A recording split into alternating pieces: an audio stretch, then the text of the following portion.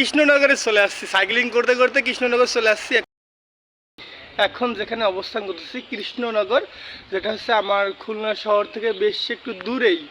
আর আমি এখন যেখানে আছি সেটা হচ্ছে লোকনাথ মন্দির, যেটা হচ্ছে কৃষ্ণনগরে অবস্থিত। আমি হচ্ছে আপনাদের সবাইকে লোকনাথ মন্দির হচ্ছে আমি এক্সপ্লোর করে দেখাবো যে আসলে মন্দিরটা কত বড় এবং এর এরিয়াটা সব কিছুই। যেখানে যাচ্ছি সেটা হচ্ছে মূলত এখানে প্রবেশ করার রাস্তা।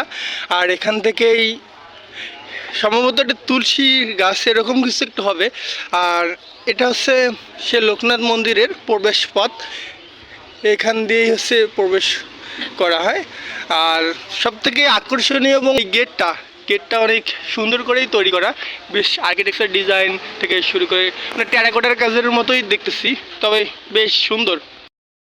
একটু অপোজিট প্রান্তরে আছি, এখানে নিচ থেকে হচ্ছে উপরের দিকে দেখাবো, অনেক লম্বা সুবিশাল একটা স্তম্ভ।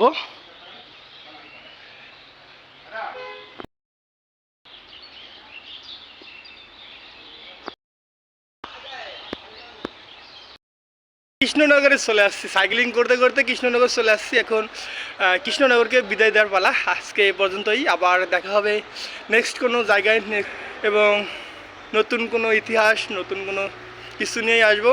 আজকে এ পর্যন্তই, সবাই ভালো থাকবেন, সুস্থ থাকবেন।